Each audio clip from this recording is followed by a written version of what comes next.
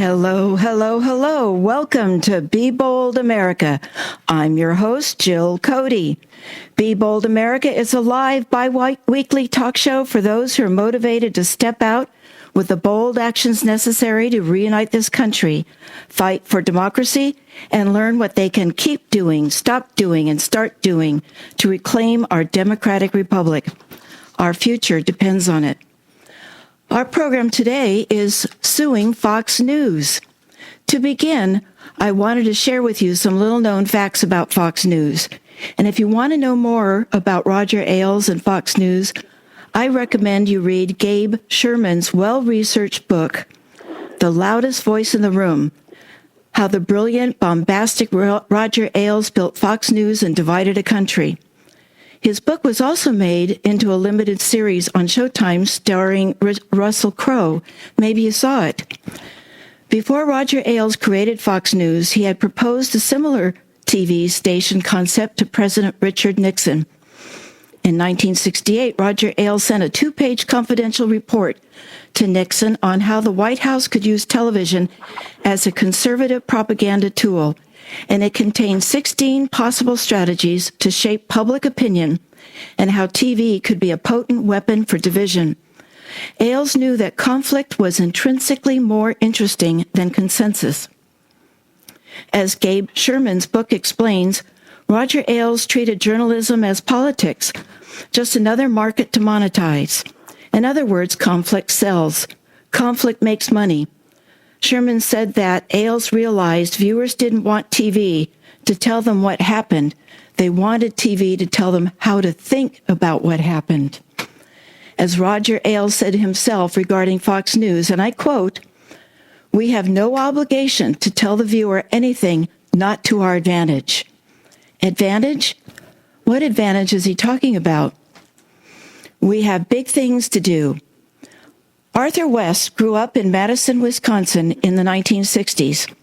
Since then, he's lived in Japan, Germany, Ethiopia, Escondido, and even in Santa Cruz. For the last 25 years, he's lived in Olympia, Washington, and has litigated numerous cases against large organizations, including Intel, Weyerhaeuser, the ports of Seattle, Tacoma, and Olympia.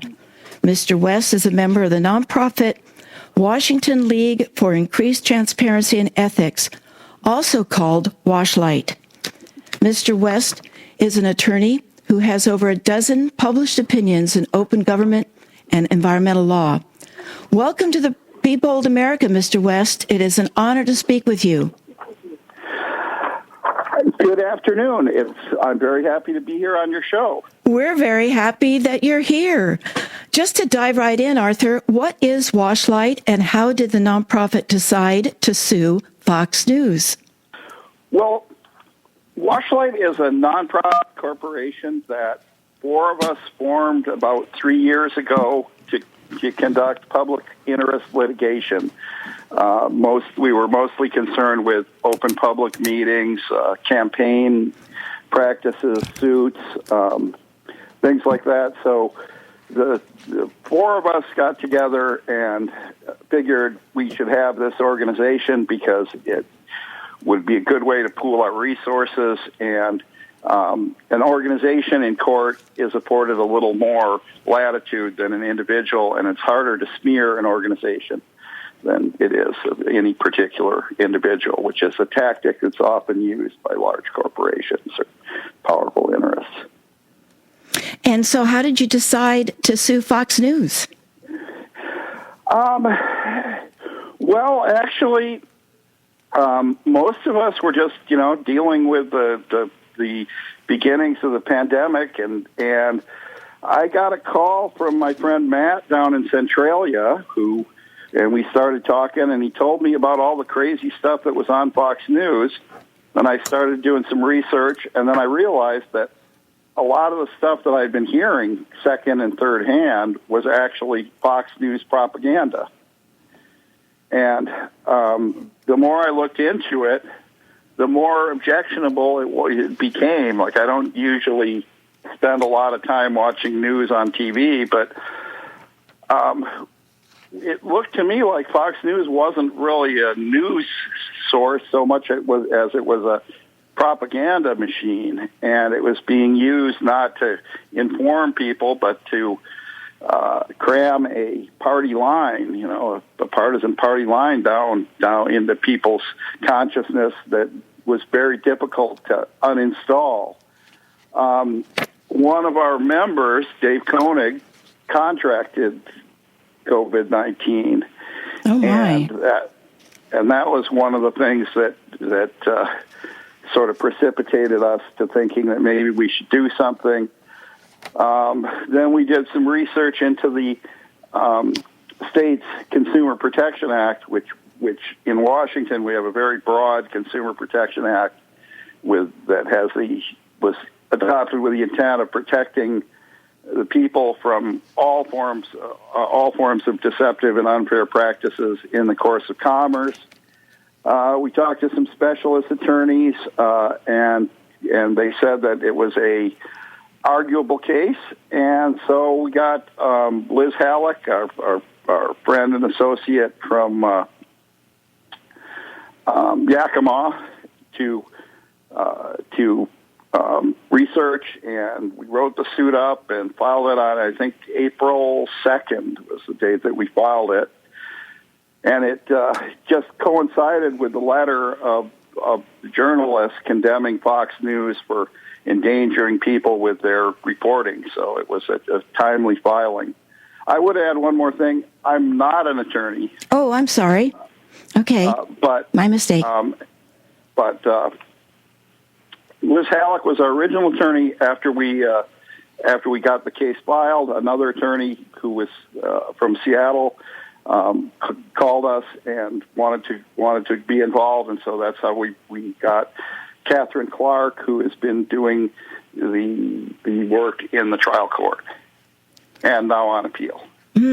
Well, one of the articles I read about the suit. Well, first of all, before I start that, tell us where the suit is now. You had a hearing on May 21st? Yes, we had a hearing on May 21st in front of the Honorable Judge McDonald in the Superior Court of King County. And the court heard oral argument and then about a week later, issued a memorandum opinion dismissing the case. We're in the process of filing an appeal. Our attorney's office up in Seattle is right by Amazon, so she's had some difficulty getting back and forth to her office this last week. Well, and it's the stuff that's been going on in the last 10 days is just so flabbergasting. It's amazing to see what has happened. Every week is another thing. I couldn't believe 2 weeks ago we'd be in the state of this country would be where it is right now. I don't think any of us could ever have seen this. It really is dramatic. And I know that it was dismissed on May 21st, but I found that interesting since another article I read said that it was a feisty judge and wasn't really supporting Fox News' position either. So you must have felt pretty disappointed when you got that decision. Well, I've been in a lot of cases, and I have a lot of respect for the process, and I have a lot of respect for Judge McDonald, and he issued a memorandum opinion. But to a certain extent, it really doesn't matter what a trial court judge rules. As long as you can make your record in the trial court sufficiently to be able to appeal the decision, the only thing that gets published are appellate court rulings. So every case law or you've ever read started out with somebody losing in the trial court and filing an appeal. So it's just another winning and losing is just another part of the game. If you can't take winning or losing as easily as you take winning, then you probably shouldn't be involved in the court process. Well, then your next step is filing this appeal then. Yeah, we have within 30 days of the final order in the trial court, in our state's rules, you have to file a notice of appeal. Then there's a process for getting transcripts, designating the record, and then filing an appeal brief, all of which takes months. So being middle of June now, or second week of June, our original brief will probably be due, sometime around the end of August. Then theirs would be September. Then we get a reply that would put it in. So maybe it will be heard. It'd be surprising if it's heard before the end of the year, but who knows what can happen in cases like this. So you mentioned earlier that you're using the basis of consumer protection laws. Are you still using that in your appeal? Yeah, the cause of action that we settled on was the Consumer Protection Act, because it's we claim that Fox is engaged in commerce in that their sale of cable content is a commercial activity, that they derive money from it, that they're not publishers themselves, they're content providers. And that the Washington state law has a very liberal Consumer Protection Act that's been extensively used and is broadly interpreted. So we thought that using the state law was especially appropriate, and that also keeps the case within the state courts, which we thought was a good strategy to use. So things would be due in August then, and we'll know more in September? Or at least another hearing will be in September? It all depends. Like the schedule can be accelerated. We might move forward more quickly and ask for accelerated review, but the legal process grinds very slowly, and especially now with restrictions, the appellate courts have been moving extremely slowly. Like there are cases that were perfected 4 to 6 months ago that haven't even been set for hearing yet. So I'd be surprised if anything happens before September, and it could be until next year before there's an actual hearing in the Court of Appeals. Well, I guess, as you said, that you have to be prepared to lose, and I guess you also have to be prepared to be patient, because it does take a long time.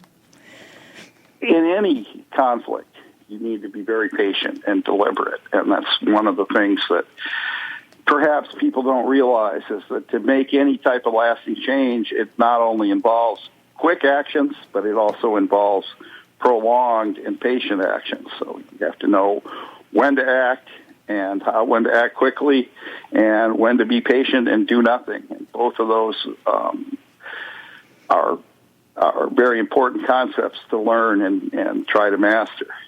In lawsuits and in life, you're listening to Be Bold America on KSQD 90.7 FM. Many voices, one station. Listen worldwide online at ksqd.org, or catch up on programs by visiting the KSQD archives or from your favorite podcast platform. I'm your host, Jill Cody. And just to acknowledge our donors, KSQD thanks the following recent donors who support our wonderful programs. We depend on all of you to listen and to donate and to be part of our KSQD family. And I want to thank Susan Bowes and Etta Tyler and Janie Gill and David Curry and Joe Palin and Stephen Principe and Donna Thompson, just to mention a few. You inspire us to give you our very best at 90.7 FM. May you also inspire others to donate on our website on ksqd.org.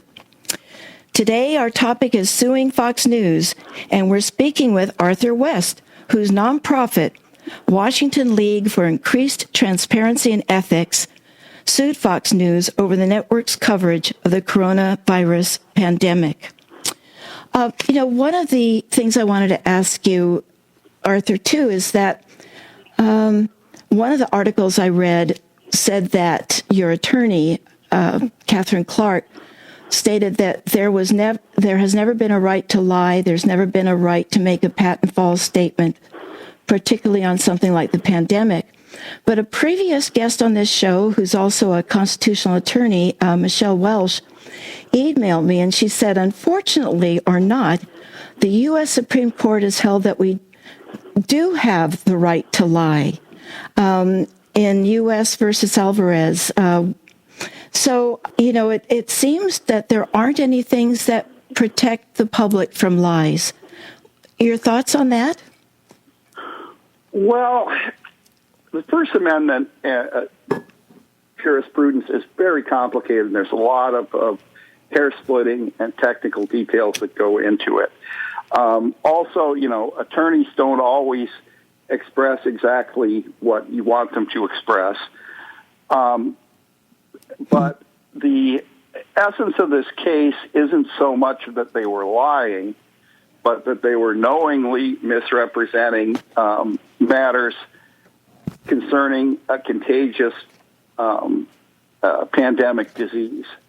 And that draws the case away from U.S. versus Alvarez. Very interesting case was the Stolen Valor case, where they talked about people misrepresenting whether or not they had received a medal. And that was determined mostly on the basis that there was no harm shown by the state to maintain a criminal charge. In this case, the Consumer Protection Act, it doesn't carry criminal penalties. It is a civil suit.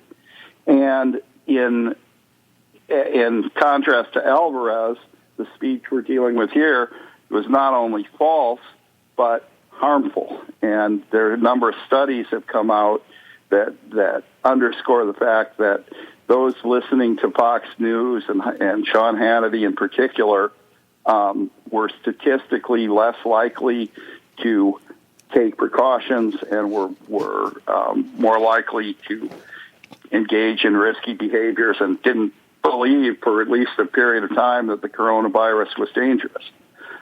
So, yes, under certain circumstances, you have a right to lie. And the First Amendment's a very broad, provision of our Constitution, and all of us at WASHLITE support the First Amendment. And we don't wish to set a precedent that would allow it to be overturned or made into a tool for political vendettas. But under the very narrow circumstances where speech creates either a clear and present danger of imminent physical harm or interferes with transmission of a deadly disease or in the time of war, there are certain reasonable time, place, and manner restrictions that the state can impose in order to preserve the safety of its citizens. And that's what we believe. That's what's our belief in maintaining the case.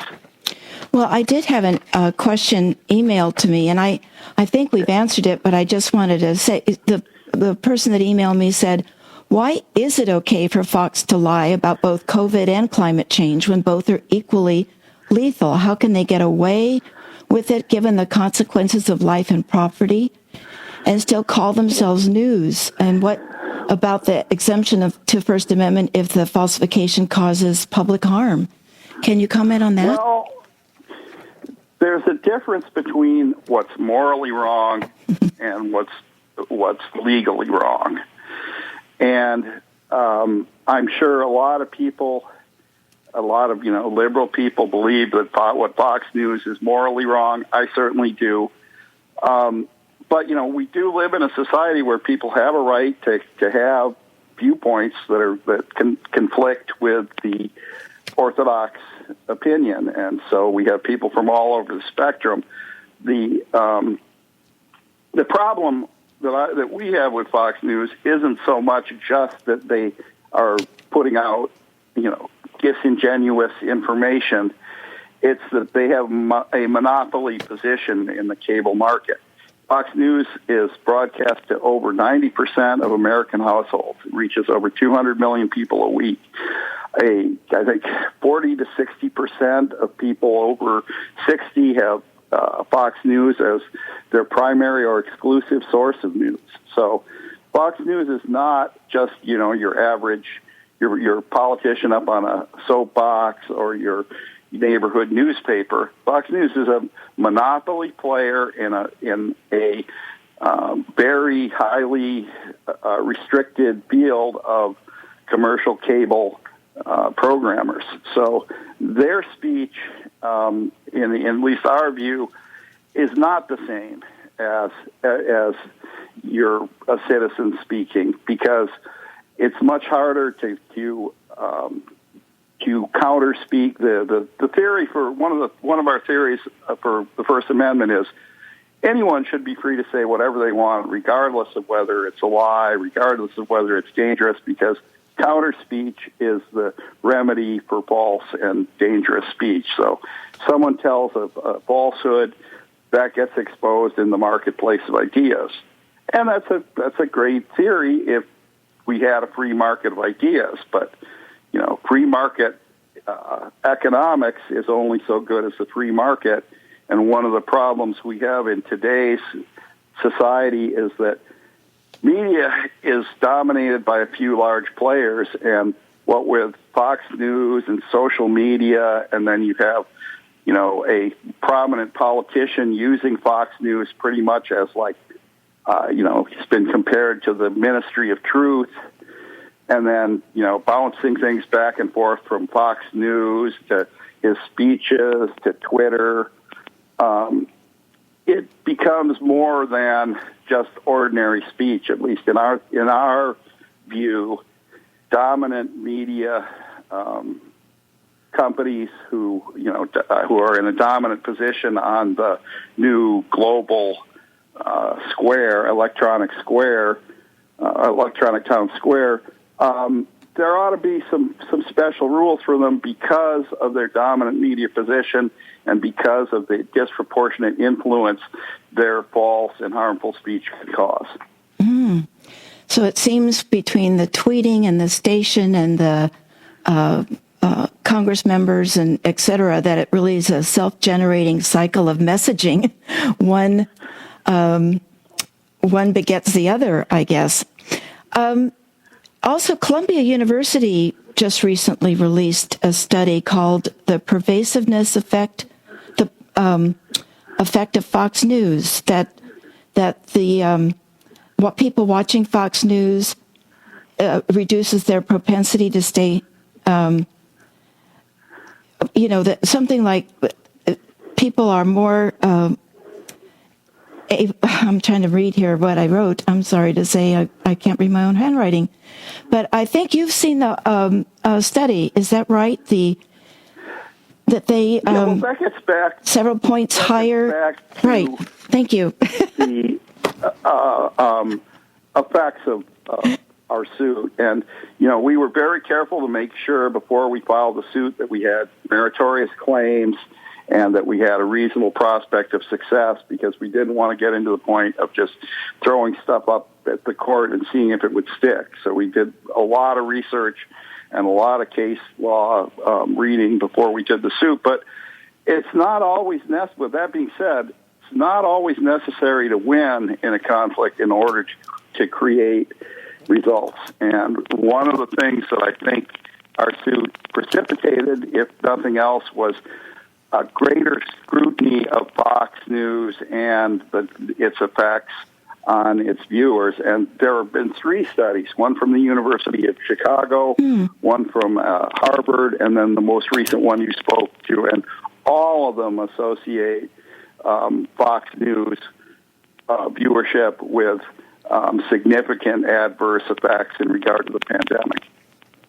Well, I also, and this is something people can Google, and because it's been over many years, I remember there have been 6 studies, university studies, regarding Fox News. And I think when the first one was done, people couldn't believe the results, so they replicated it.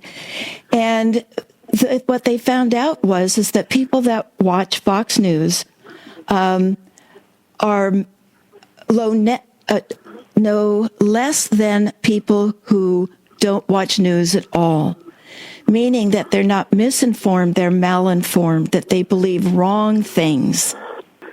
Yeah, and that's one of the ironies of a free society, and the fact that we have such a respect for free speech in this country that it's okay to blast propaganda, hateful, divisive propaganda that's harmful to people, that's it can be empirically demonstrated to be harmful. And that's one of the reasons why we decided to try to take on Fox News was if Fox News isn't a news source in the way that people commonly understand news, Fox is a propaganda organ that's designed like the propaganda machines in totalitarian and fascist countries to indoctrinate the population. And there's some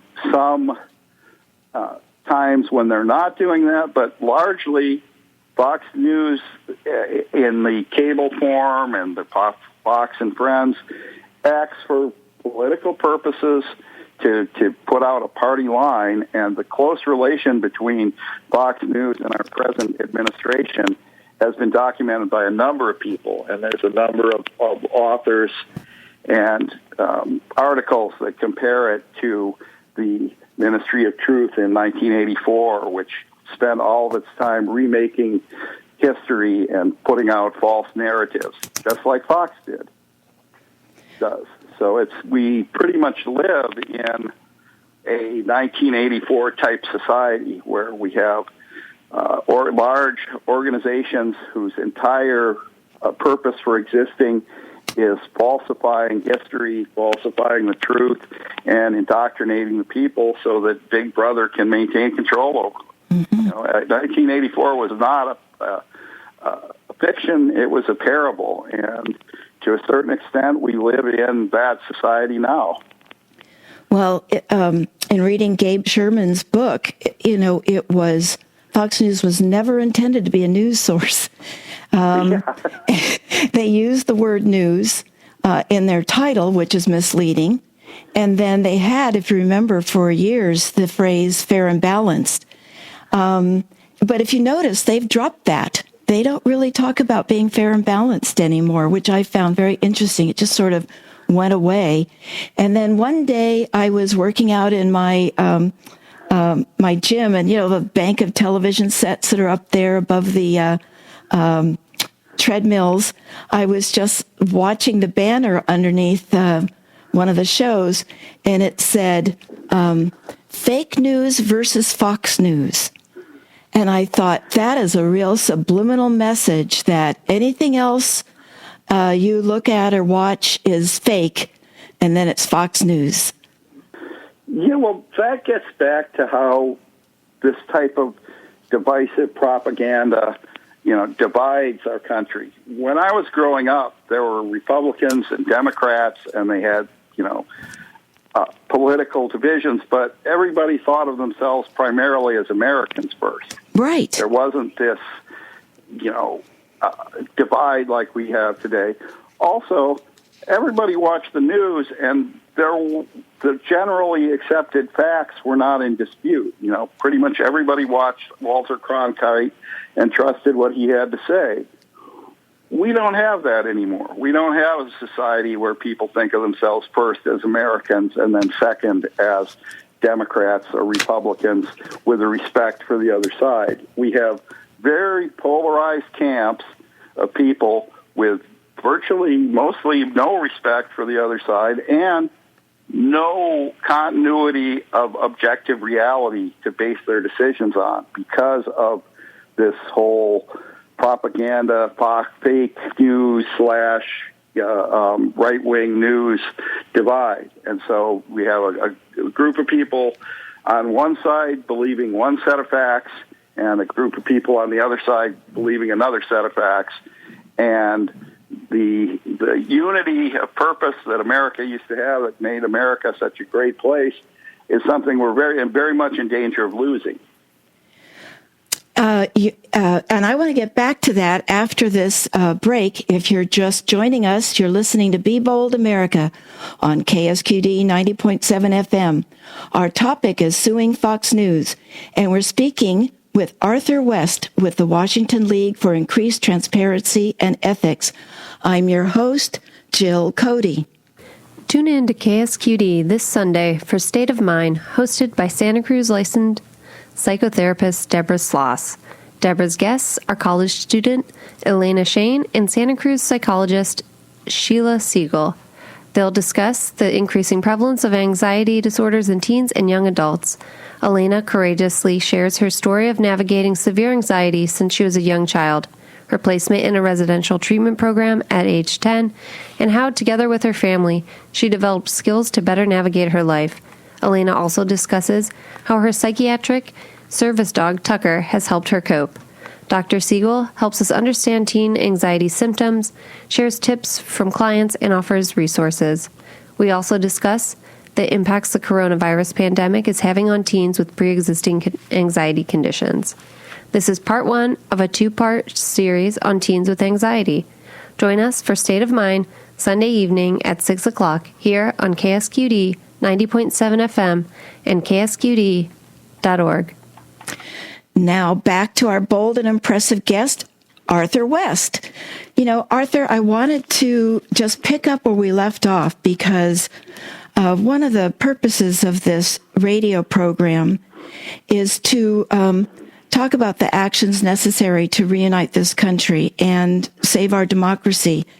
And it seems to me that we've got to get back to thinking of ourselves as Americans first, to save our democracy. I mean, the phrase divide and conquer, if we're divided, we're going to lose something that's very unique to the world.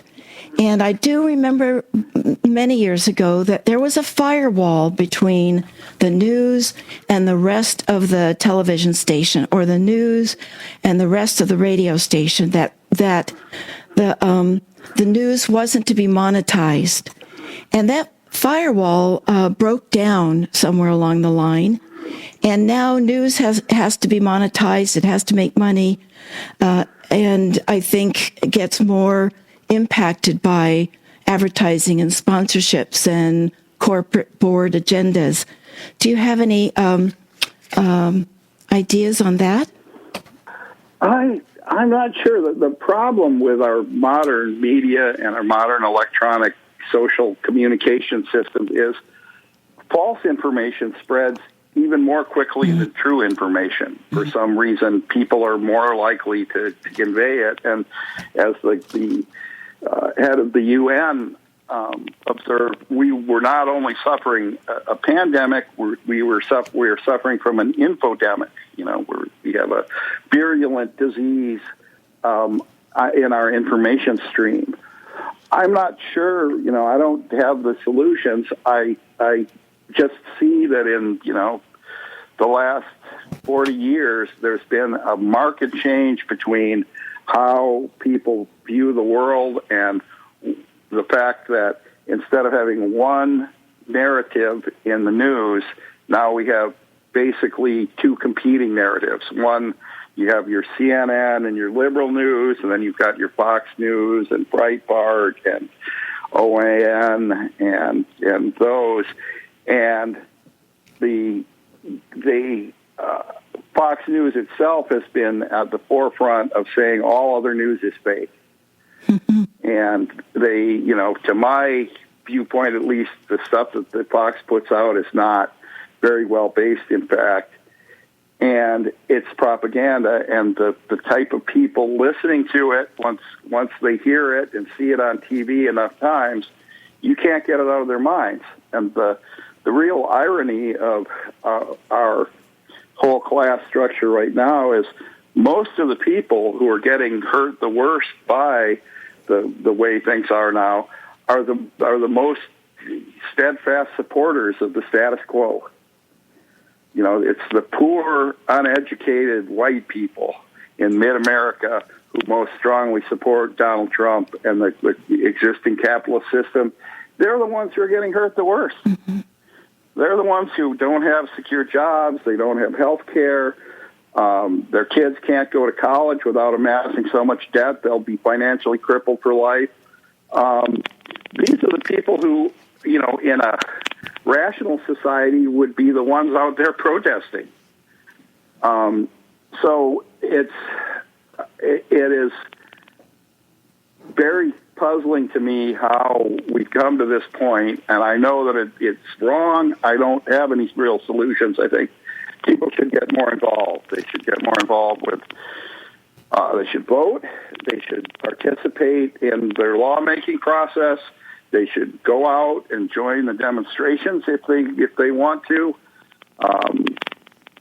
At this point, I think that the large volume of demonstrations that have been going on is larger than I've ever seen, and I lived through the '60s, so it's an amazing time we're going through, and I think people should do what they can and act not out of their own personal best interest, but try to act in a disinterested manner to do what's right. And I think that's another thing that's lost. People get all, in our society, in our politics today, it's all about what's in it for me.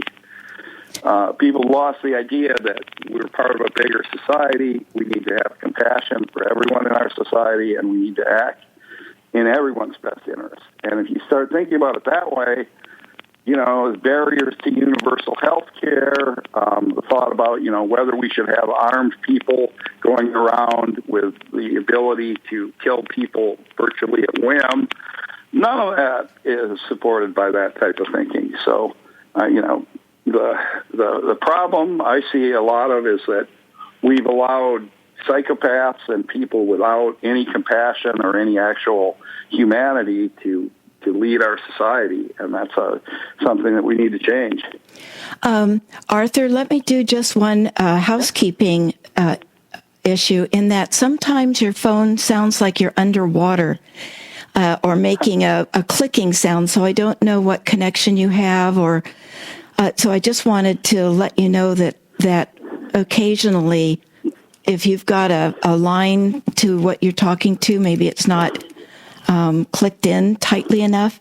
So I just wanted to let you know we can still hear you, but it does sound a little bit underwater for some reason.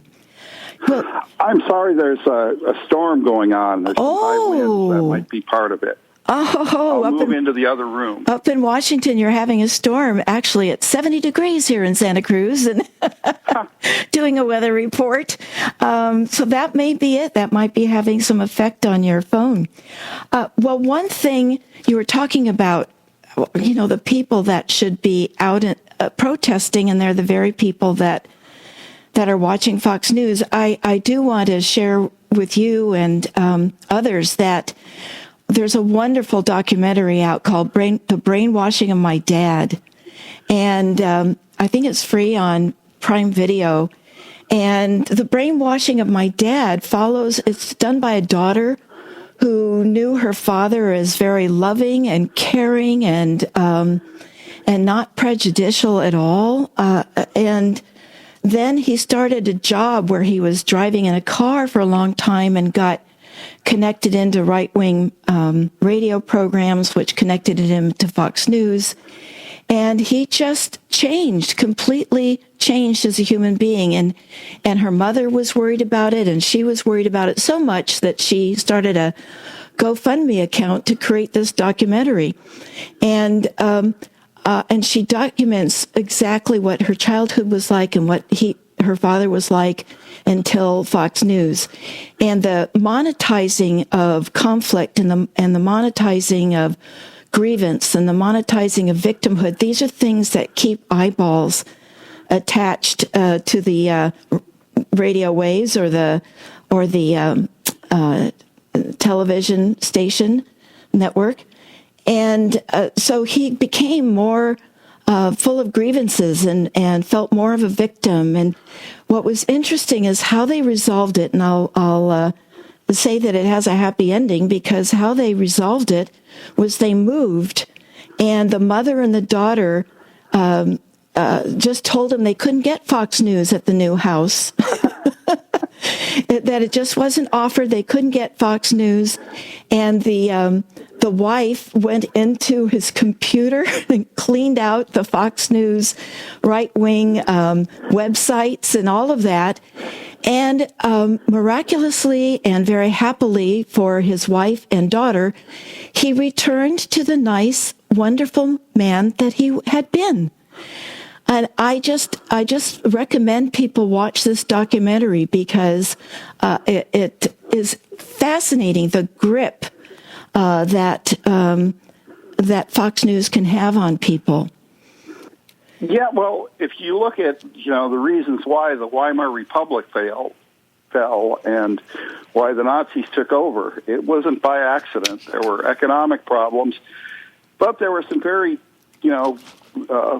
major league propagandists. Adolf Hitler and Joseph Goebbels were the probably preeminent propagandists of our age. And if you look at the playbook that Fox uses, Joseph Goebbels could be running Fox News very easily, would have no problem working at Fox News. All of the principles of the big lie, keeping things simple, repeating them over and over, those were not a new creation. Those were pioneered by Adolf Hitler and Joseph Goebbels in the Nazi takeover of the Weimar Republic. And that's one of the reasons why this type of propaganda is so divisive and so poisonous to democracy. And if you look at Germany now, to this day, Germany does not allow the display of Nazi symbols. It has very restrictive laws on that. And we can't do that here in America because of the First Amendment, and maybe we shouldn't have to. But I think somewhere short of that, there should be some type of restriction that prevents dominant media, cable companies from, spreading this type of poison, especially when it can be shown to have had harmful and potentially fatal effects upon its listeners. So that's pretty much why we got involved in this. And yes, people's grandfathers are being indoctrinated and turned into fanatics, zealots who hate the liberals, and you get this divisive hatred of the other side. That's all straight out of the Nazi playbook. Mm-hmm. You have to have the other side has to be evil. You have to be the victim. Your problems are all caused by this evil group, and government should take action to eradicate or deal with them. And none of the stuff that the Trump administration or Fox News practices is novel. If you look at the propaganda machine of the Third Reich, it all comes out of their playbook.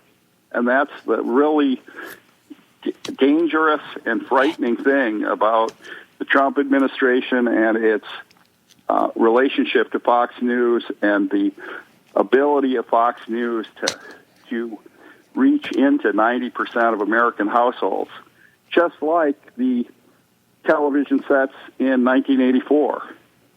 It's no accident that in George Orwell's novel, Big Brother spoke to everyone every day through the television set.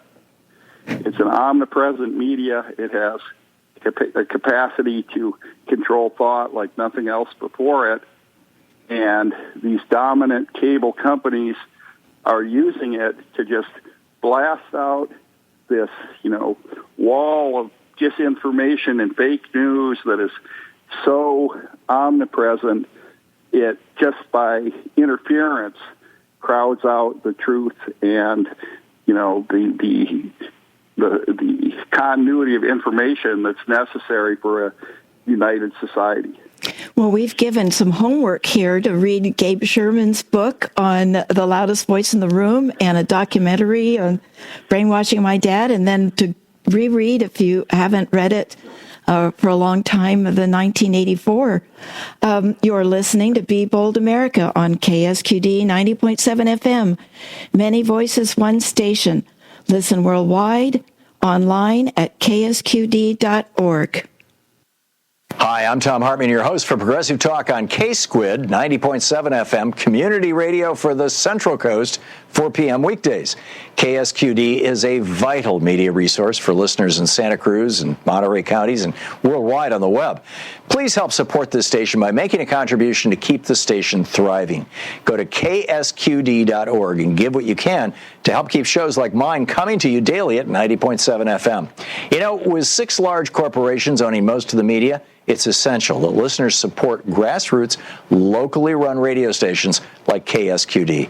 Community radio is responsive to its listeners and isn't afraid to challenge the status quo.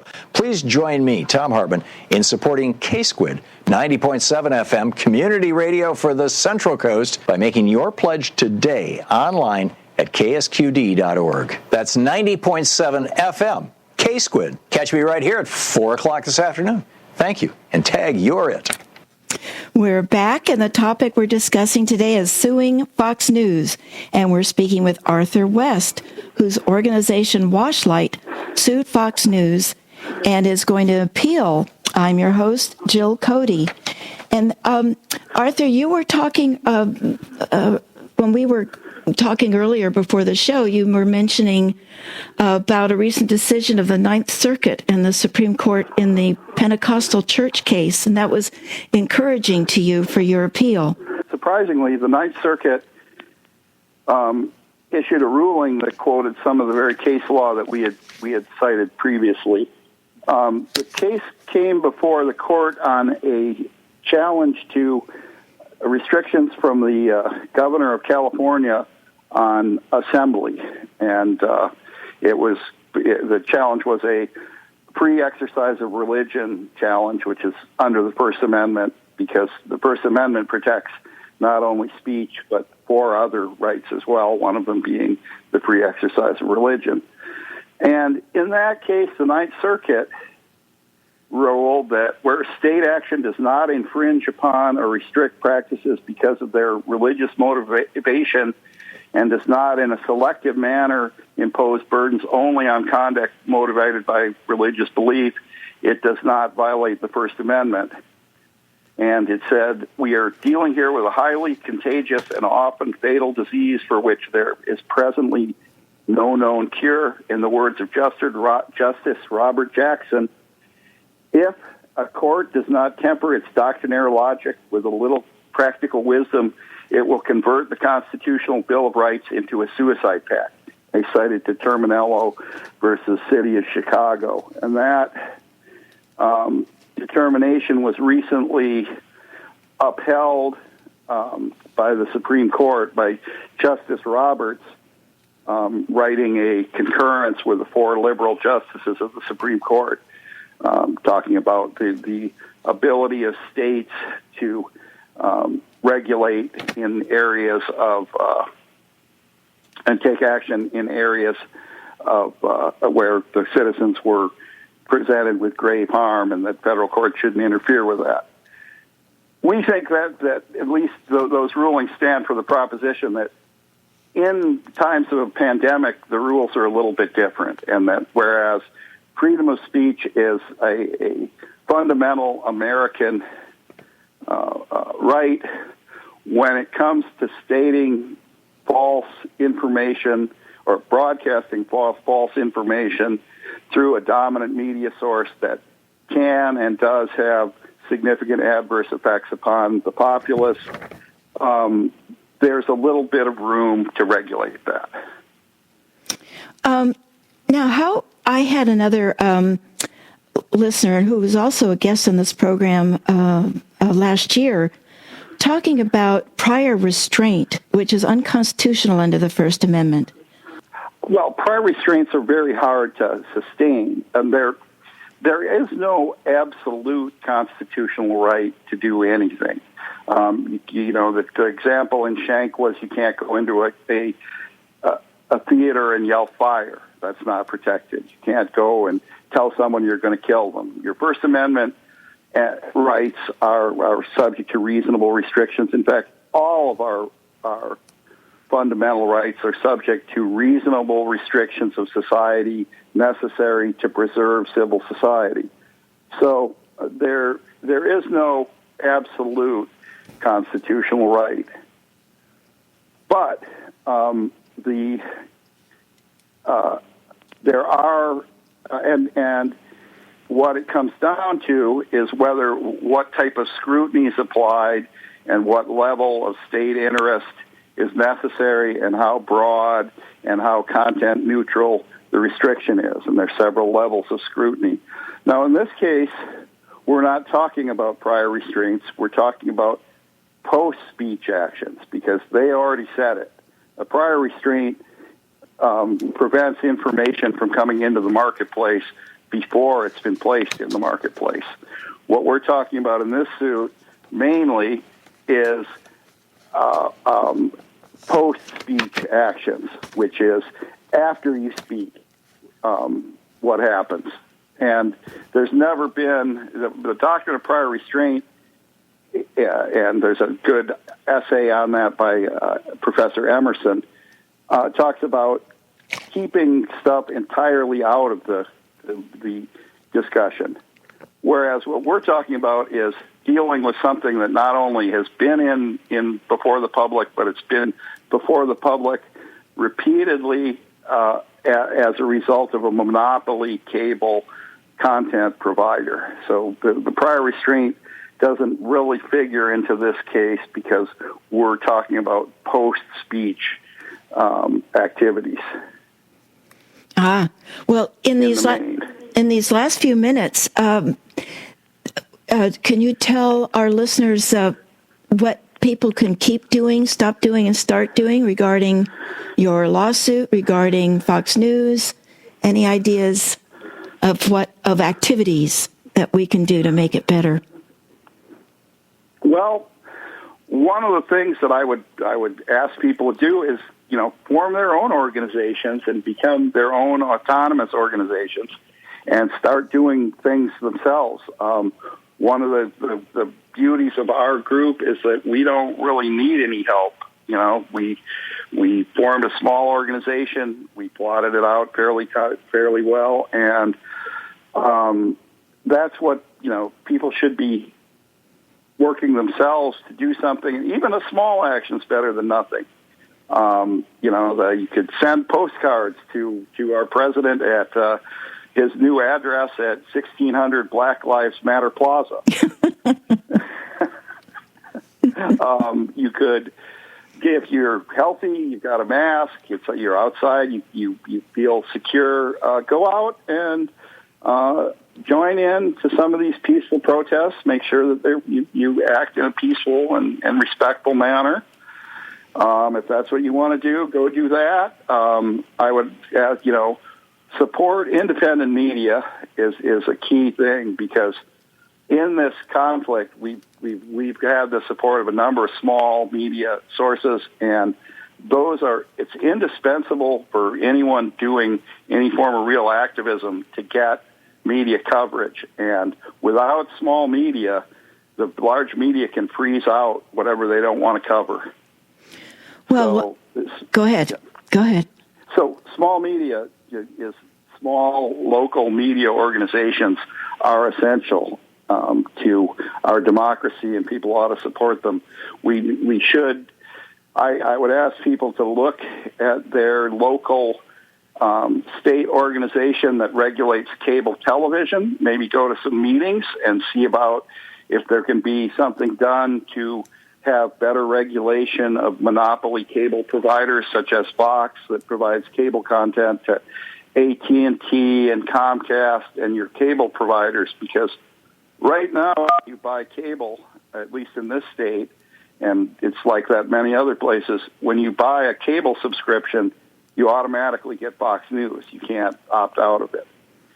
And why is that? Mm-hmm. Why is it that when I contract with AT&T or Comcast and pay them $100 a month to get cable, why do I have to get Fox News for that? Why is Fox News the dominant cable company in our society? How did that come to pass? And is that necessarily a good thing? the short of shutting them down, there could be, or proscribing their message. There could be reasonable time, place, and manner restrictions placed upon dominant monopoly cable providers that would make it much more difficult for Fox to spread its poisonous propaganda so widely. And all of these things I think people should look at. And we should be be careful of what reality you're buying into. Is it look for a number of sources, don't rely on one source of media, look to international media. You want to read just to get the truth. You need to look at what the other countries are saying, because not always in America is any of the media correct or entirely correct. So I don't know. People need to make their own decisions, but I would say get together, work with small groups, form small groups that can be effective. Not everybody has the same skills. Get together with a few people that you trust and do something. Any large organization can be infiltrated. If you get more than a dozen people in a room, there's probably someone there reporting back about what's going on in any activist organization, and probably maybe more than one. So, the best organizations are small, 3 to 5 people, and then you can associate with other groups. But if you want to get something done, any more than 5 people in a group is pretty much unworkable in my view. And it's very hard for anyone to repress people who have small autonomous activities. You can't tell what a small group's going to do. It's very difficult to watch a bunch of small groups, and they can easily get together and work in harmony and yet maintain their autonomy. So that would be, rather than having large groups that can be infiltrated and bought off, I would suggest that people get together with their friends and see what they can do in an autonomous and self-sustaining manner. Well, I had a friend of the program, Professor Rick Nolthenius from he's a professor of astronomy and climate at Cabrillo College, and he suggested an idea that I thought was fascinating. He said what the country needs is a scientist-staffed, scientist-peer, selected, publicly tax-supported independent agency outside the political process whose sole duty is to fact-check any statements made by politicians, complete with links and references to back up the fact-checking, much like a peer-reviewed scientific papers are. It requires staffing and funding level to turn information around almost immediately. And he's got information and a PowerPoint on, if you Google Cabrillo College Astro 7. I want to thank Be Bold America's engineer, Emily Dunham, and a huge thank you to our bold guest, Arthur West. Thank you, Arthur, very much. What an example of being bold you are, and so is WASHLITE. Next on Be Bold America, we'll be reuniting a dystopian America. Don't miss Reuniting a Dystopian America on Sunday, June 21st at 5 p.m. Thank you very much for listening, and keep, stop, start.